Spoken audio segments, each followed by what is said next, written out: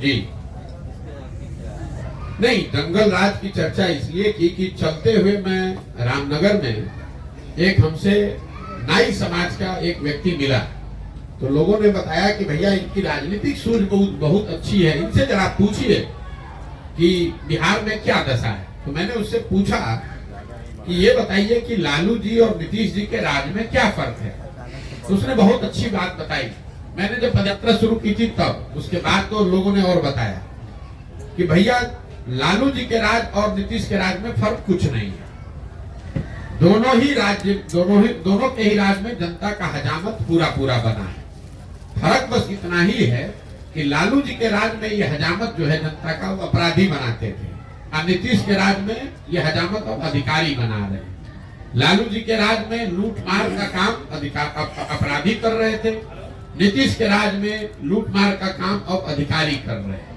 लालू जी के राज में जो अपराधी था वो शाम होने के बाद गन लगाकर लूटता था, नीतीश के राज में अफसर दिन में कलम लगाकर लूट रहा है। तो फिर उसने कहा इसीलिए भैया लालू जी का जो राज था, अगर वो अपराधियों का जंगल राज था, तो जो नीतीश का राज है वो अधिकारियों का जंगल राज है। और इस बात को मैंने पिछले 17 महीनों में जहां पर भी मैं गांव में गया हूं बात किया है, ज्यादातर लोग इस बात से सहमत है कि नहीं भैया ये आकलन बिल्कुल ठीक है। एक बात सवाल और है कि आपने ये भी कहा था कि अभी जो बच्चों के लिए आप वोट करेंगे जी, इसमें सारे लोग कहते हैं कि मैं रोजगार दूंगा, कोई ऐसी पार्टी तो है नहीं जो कहती है रोजगार हम नहीं देंगे।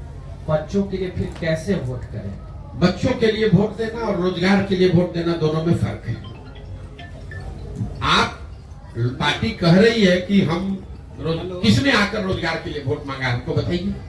लोग तो ये कह रहे हैं कि भैया भारत को मजबूत बनाना है, पाकिस्तान को सबक सिखाना है, इसलिए वोट दीजिए। लोगों ने कहा कि हमने पुलवामा कर दिया इसलिए वोट दीजिए। लोग ये कह रहे हैं कि तुम हमारी जाति के हो, तुमको आरक्षण देंगे इसलिए वोट दीजिए। लोग ये कह रहे हैं कि भाई भारत को मजबूत बनाना है इसलिए वोट दीजिए। लोग ये कह रहे हैं कि हमने मंदिर बना दिया इसलिए वोट दीजिए। लोग ये कह रहे हैं कि मुसलमान नहीं जीतना चाहिए इसलिए वोट दीजिए। लोग ये कह रहे हैं कि तुम हमारे बच्चे को इस बार मुख्यमंत्री बनाना है इसलिए वोट दीजिए। लोग कहाँ कह रहे हैं कि हम तुमको रोजगार देंगे इसलिए वोट दीजिए। मुझे कोई वक्तव्य किसी नेता का दिखा दीजिए। ये तो घोषणा पत्र में एक बात मेंशन किया है। आप मुझे बताइए किसी बिहार के नीतीश कुमार ने, लालू जी ने, नरेंद्र मोदी ने, लोग सैकड़ों भाषण यहाँ उन्होंने दिए हैं, मुझे निकाल कर दिखाइए जहां उन्होंने ये कहा हो कि मैं आपके बच्चों के पढ़ाई के लिए व्यवस्था कर रहा हूं, मैंने 5 वर्ष में किया है इसलिए मुझे वोट दीजिए। ये किसी ने नहीं कहा है, भ्रम मत पालिए। अरे आप सुन तो लीजिए। अगर मैं तो आपको कैमरे पे दावा कर रहा हूं, मोदी जी का भाषण आप मुझे सुना दीजिए जिसमें मोदी जी ने ये कहा है कि पिछले 5 वर्ष में हमने आपकी शिक्षा व्यवस्था, आपके बच्चों के पढ़ने की व्यवस्था कर दी इसलिए मुझे वोट दीजिए। मोदी जी ये कह रहे हैं कि हमने आपके 5 किलो राशन की व्यवस्था की है इसलिए वोट दीजिए। मैं कह रहा हूं कि 5 किलो राशन से आपका पेट भरेगा, आपके बच्चों का भविष्य नहीं सुधरेगा। दोनों में फर्क करना समझिए।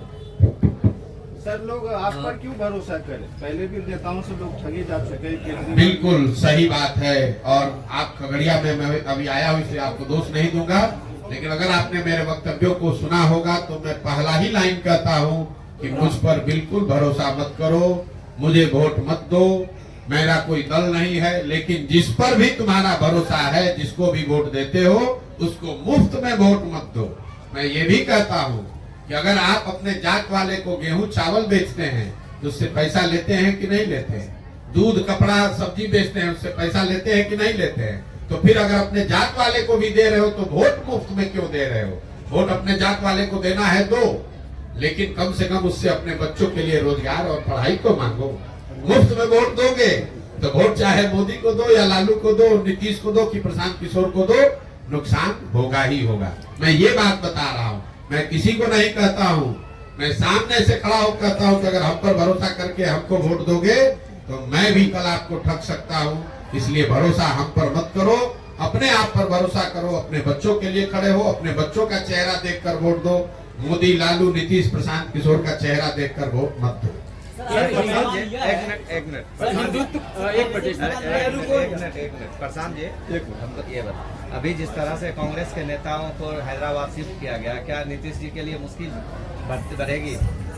देखिए, जब आप 42 विधायकों के साथ कुर्सी पर बैठे हैं तो आपकी प्राथमिकता और आपकी स्थिति कभी भी वो सरकार स्थिर हो ही नहीं सकती है। नीतीश कुमार जब 42 विधायक उनके जीते तो मैं आपको कैमरे पे कह रहा हूं 2020 में, तब मैं बंगाल में था, मेरी उनसे 2 बार बात हुई। मैंने उनको सुझाव भी दिया कि सर आप मुख्यमंत्री मत बनिए, 42 जब जनता ने आपको नहीं वोट दिया आप क्यों मुख्यमंत्री बन रहे हैं। और 5 बजे शाम तक ये कहते रहे नहीं बिल्कुल आप सही सलाह दे रहे हैं, मुझे मुख्यमंत्री नहीं बनना है। 6 बजते फिर पलट के भाजपा के साथ बना लिए।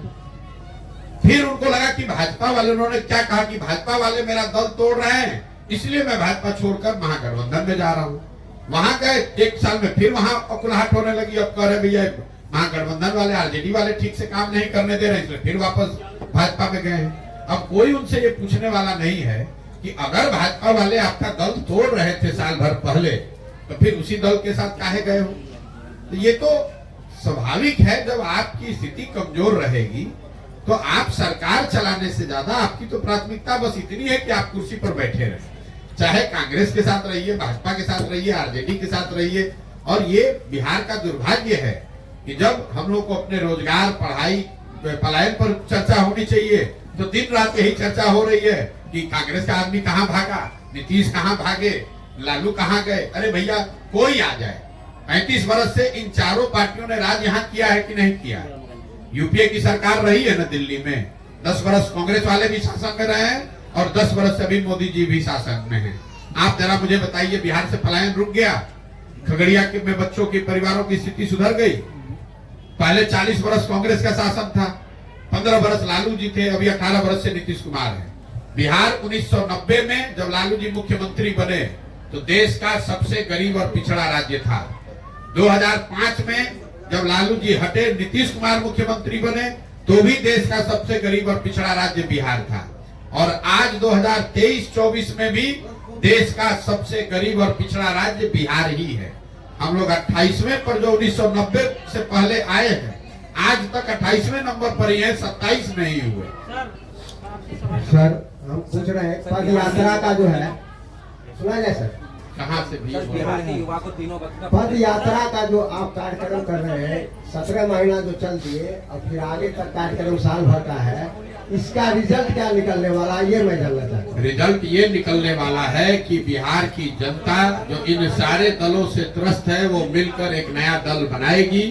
और मेरा ऐसा मानना है कि पदयात्रा के प्रभाव से समाज में एक बड़ा वर्ग खड़ा होगा और वो उन लोगों का चुनाव करेगा जिन पर उनका भरोसा होगा, जो उनके बच्चों के लिए, जिनको सुधारने, जिनके पास समाज की नजर में बिहार को सुधारने के लिए, उनके बच्चों के बेहतर भविष्य के लिए न सिर्फ जज्बा और नियत होगी बल्कि उनके पास उसको सुधारने का एक कार्यक्रम भी होगा। आज आप नीतीश कुमार, लालू यादव या अन्य पार्टियों के बारे में आप बोल रहे हैं ये योजना चल रहा है, ये योजना चल रहा है, लेकिन हम ये क्यों नहीं कहेंगे आप हजमौला देने का काम प्रशांत किशोर ही करते थे।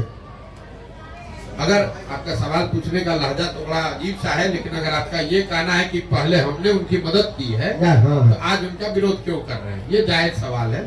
लोग सवाल आप, मैंने 2014-15 में नीतीश कुमार की मदद की थी, लेकिन 2014-15 के नीतीश कुमार में और आज के नीतीश कुमार में जमीन आसमान का फर्क है।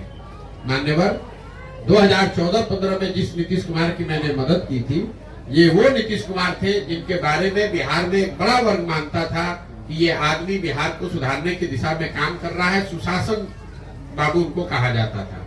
आज जिस नीतीश कुमार का मैं विरोध कर रहा हूँ, पूरे बिहार की जनता मान रही है कि इस आदमी को प्रशासन सुशासन से कोई मतलब नहीं है, अपने कुर्सी से मतलब है और इनका राज सुशासन का राज, सुशासन न होकर अपराधियों का जंगल राज है। 2014-15 में जिस नीतीश कुमार की मैंने मदद की थी वो नीतीश कुमार थे जिनका दल लोकसभा 2014 के चुनाव में नीतीश कुमार नहीं हारे थे, उनका दल हारा था। उनके पास 117 विधायक थे, लेकिन नीतीश कुमार ने राजनीतिक मोरालिटी के नाम पर पद से इस्तीफा दे दिया। आज जिस नीतीश कुमार का विरोध कर रहा हूं वो नीतीश कुमार है जो चुनाव हार गए हैं। 42 विधायक लेकर जुगाड़ लगाकर, कभी भाजपा का हाथ पकड़कर, कभी लालटेन पकड़कर कुर्सी पर चिपके हुए। और सबसे बड़ के बाद जिस नीतीश कुमार की 14-15 में मैंने मदद की थी, मैं वो नीतीश कुमार को जानता था जो गैसल पश्चिम बंगाल में जब रेल दुर्घटना हुई जिसमें करीब करीब 300 लोगों की मृत्यु हुई थी, उस रेल दुर्घटना के बाद नीतीश कुमार ने पद से, रेल मंत्री पद से इस्तीफा दे दिया। जब उन्होंने इस्तीफा दिया, वाजपेयी जी ने इस्तीफा को स्वीकार नहीं किया, तो नीतीश बाबू ने बयान दिया था कि जब हमारे कुर्सी पर रहते हुए 300 लोगों की मृत्यु हो गई तो मैं इस कुर्सी पर कैसे बैठूंगा। मैंने उस नीतीश कुमार का मदद किया था। जिस नीतीश कुमार का विरोध कर रहा हूं, ये वो नीतीश कुमार है कि कोरोना काल में हजारों बिहार के बच्चे, उनकी बलि चढ़ गई, उनकी दुखद मृत्यु हो गई, लाखों बच्चे मारे मारे फिर रहे थे। कोरोना पूरे देश पर संकट था, लेकिन जितना बड़ा संकट बिहार के लोगों को, बिहार के बच्चों को झेलना पड़ा, उतना बड़ा संकट किसी पे नहीं आया। और उस दौर में नीतीश कुमार 1 महीने तक अपने घर से बाहर नहीं निकले। इसलिए उस नीतीश कुमार का विरोध कर रहा हूं। और सबसे बड़ी बात जो आप अंत में समझ लीजिए, जिस लोकतंत्र में हम लोग रहते हैं, लोकतंत्र में 5 वर्ष में चुनाव होता है। क्यों? ये इसलिए होता है कि लोकतंत्र और संविधान आपको ये बताता है कि जिस दल और नेता, विचारधारा, जिस पर भी आपका भरोसा है, आप उसके साथ खड़े होइए, उसकी मदद कीजिए, उसको वोट दीजिए। लेकिन वो वोट, वो भरोसा 5 वर्ष के लिए है, जिंदगी भर की बंधुआ मजदूरी नहीं है। अगर आपके दिमाग से मैं चलूं, तब तो एक बार आपने वोट दे दिया तो जीवन भर के लिए वही आदमी रहिए, चुनाव कराने की जरूरत क्या है। महोदय, आप तो लोकतंत्र ही खत्म कर देंगे। एक बार आप दे दिए वोट मोदी जी को, तो फिर चुनाव का, फिर वोट बदलने का आपने अधिकार ही खो दिया आपके हिसाब से। तब तो एक बार मोदी जी बन गए प्रधानमंत्री, अब काहे के लिए वोट देने जाते हैं। और अगर मोदी जी ने काम नहीं किया, आपने वोट दूसरे को दिया, तो इसका मतलब क्या धोखा कर रहे हैं? आप धोखा नहीं कर रहे हैं। ये नागरिक होने के नाते आपका कर्तव्य है। इसी से लोकतंत्र चलता है। जब कोई अच्छा कर रहा है या आपका उस पर भरोसा है, तो आप उसके साथ खड़े होइए। जब वो अच्छा नहीं कर रहा है, तो जितनी ताकत से उसकी मदद की है, उतनी ही ताकत से उसको धक्का देकर बाहर भी हटाना, ये नागरिक की जिम्मेवारी है। हिंदुत्व के नाम पर, एक मिनट, हिंदुत्व के नाम पर वोट देने वाले जनता को आप कैसे काउंटर करेंगे जो विकास के मुद्दे को प्राथमिकता नहीं देती? मेरे भाई, ऐसा है, ये आपका भ्रम है कि हिंदुत्व के नाम पर या जाति के नाम पर ही वोट पड़ता है। मैंने शुरू में ही कहा, वोट 4 महत्वपूर्ण बिंदुओं पड़ते हैं, उसमें एक हिंदुत्व भी फैक्टर है। पूरे देश में 80% हिंदू रहते हैं। पिछले बार जब लोकसभा का चुनाव हुआ, भाजपा को इतनी बड़ी जीत मिली, तो भाजपा को कुल 38% वोट मिला है। 80% हिंदुओं के देश में अगर भाजपा को 38% वोट मिला है, इसका मतलब है कि आधे से ज्यादा हिंदुओं ने भाजपा को वोट नहीं दिया। तो काहे आप बेकार घबराए जा रहे हैं? आप कह रहे कैसे काउंटर करेंगे? हम काउंटर ऐसे करेंगे कि जो हिंदू भाजपा को वोट नहीं कर रहा है, उसको कहेंगे कि तुम आओ और इस नए विकल्प में जुड़ो। और उसके साथ साथ जो हिंदू भाजपा को वोट दे रहे हैं, उनको भी कह रहे हैं कि तुम हिंदू होने के नाम पर कितना दिन वोट देते रहोगे, अपने बच्चों के लिए, रोजगार और पढ़ाई के लिए वोट करो। प्रशांत जी की नजर में बिहार में नया विकल्प क्या है? नया विकल्प बिहार के लोगों के द्वारा मिलकर बनाए जाने वाला वो बनाए जाने वाला दल है, जो यहाँ बिहार में सही मायनों में जनता का राज कायम करे और लोगों को ये जो राजनीतिक बंधुआ मजदूरी है, जहां लोग भाजपा के डर से लालू और लालू के डर से भाजपा को वोट देने के लिए बाध्य हैं, इस राजनीतिक गुलामी से, राजनीतिक बंधुआ मजदूरी से बाहर निकालें, ये मेरा रास्ता है। क्या लोकसभा चुनाव से पहले पार्टी का अनाउंस करेंगे प्रशांत किशोर? क्या लोकसभा चुनाव से पहले हमने एक बार जो बात कह दी, उससे हम डिगेंगे नहीं। पदयात्रा जब शुरू हुई, उसके 6 महीना पहले 5 मई 2022 को पटना के प्रेस वार्ता में हमने बताया कि पार्टी पदयात्रा खत्म होने के बाद ही बनेगी और इसका कोई समय निश्चित नहीं है। चाहे हमको 1 बरस लगे या पदयात्रा करने में 4 बरस लगे, पार्टी तब बनेगी जब पदयात्रा पूरा हो जाए। और जब बन जाएगी, उसके बाद जो चुनाव आएगा सामने, वो चाहे वार्ड सदस्य का चुनाव हो, मुखिया का चुनाव हो, लोकसभा हो, विधानसभा है, सब लड़ा जाएगा। लेकिन सिर्फ चुनाव लड़ने के लिए आज हड़बड़ी में पार्टी बना दें, तो फिर हमारी दशा भी वही होगी जो दूसरे लोगों की है। जब चुनाव आया, दल बना लिया, 4 आदमी झंडा लेकर खड़ा हो गया, ये वो प्रयास नहीं है। पूरे बिहार में जब पदयात्रा पूरी हो जाएगी, कम से कम 2/3 बिहार में पूरा हो जाए, उसके बाद सारे लोग जो दल बनाना चाहते हैं वो जुड़ जाएं, वो मिलकर दल बनाएं, तो फिर उनके साथ दल बनाया जाएगा, चुनाव लड़ा जाएगा। हम इसके नेता नहीं हैं, हम इसके कुम्हार हैं। जो घड़ा है वो तो मिट्टी और चाक से बनता है। कुम्हार कितना भी होशियार हो, अगर मिट्टी, बढ़िया मिट्टी और चाक ना हो तो घड़ा नहीं बन सकता है। बिहार में हम पदयात्रा के जरिए वो मिट्टी, वो अच्छी मिट्टी और चाक ढूंढ रहे हैं। और अपने अनुभव से उस मिट्टी को गूंद कर उस चाक पर थोड़ा सा उसको सहारा देंगे और वो बढ़िया घड़ा बनकर आएगा। आप चिंता मत कीजिए। तेजस्वी यादव बोल रहे हैं कि जदयू 2024 में खत्म हो जाएगी, इसमें आप क्या कहना चाहेंगे? तेजस्वी यादव काहे पाला बदल के गए थे जदयू के साथ? भाई नीतीश कुमार पलटू राम है, ये तो पूरा बिहार का बच्चा बच्चा जानता है। लेकिन अभी जो हुआ उससे ये भी पता चला कि मोदी और अमित शाह भी उतने ही बड़े पलटू राम हैं। अभी तो अमित शाह ने आकर बिहार में आज से कुछ महीने पहले कहा कि भाई बिहार के एक एक आदमी कान खोलकर सुन लो, नीतीश कुमार के लिए भाजपा के दरवाजे हमेशा के लिए बंद हैं।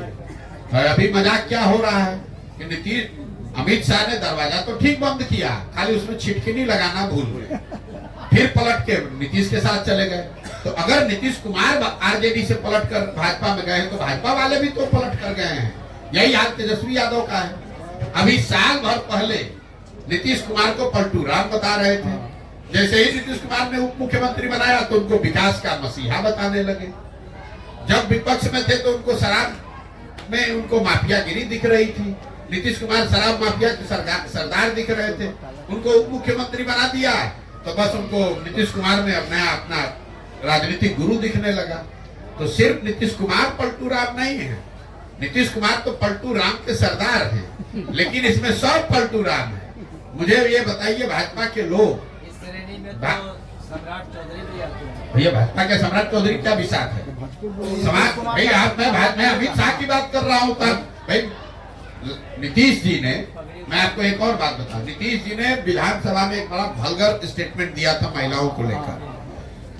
प्रधानमंत्री मध्य प्रदेश में प्रचार कर रहे थे तो उन्होंने मध्य प्रदेश में महिलाओं को कहा कि जिस दल के लोग इस तरह की महिलाओं के बारे में टिप्पणी करते हैं उनको सजा मिलनी चाहिए कि नहीं मिलनी चाहिए। वही मोदी जी सजा के तौर पर नीतीश कुमार को बिहार की महिलाओं का मुख्यमंत्री बना दिए।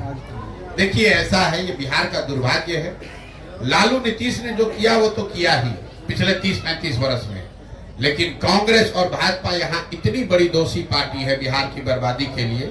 पहले 15 साल लालू जी को बिहार की जनता ने नहीं जिताया था। बिहार की जनता ने लालू जी को सिर्फ अकेले अपने दम पर एक बार जिताया है। बाकी सारे समय 20-25 सांसदों के लालच में कांग्रेस ने लालू जी को बिहार में जो जंगल राज चलाया उसके लिए कांग्रेस भी उतनी ही जिम्मेवार है। तो जो काम कांग्रेस ने लालू जी के साथ किया वही काम भाजपा आज नीतीश के साथ कर रही है। नीतीश कुमार को यहाँ कुर्सी पे बैठाए रखो, बिहार की जनता चाहे जितना दिक्कत में पड़े अपना 30-35 सांसद यहाँ से जीत कर जाए और हम लोग दिल्ली में राज करते रहे।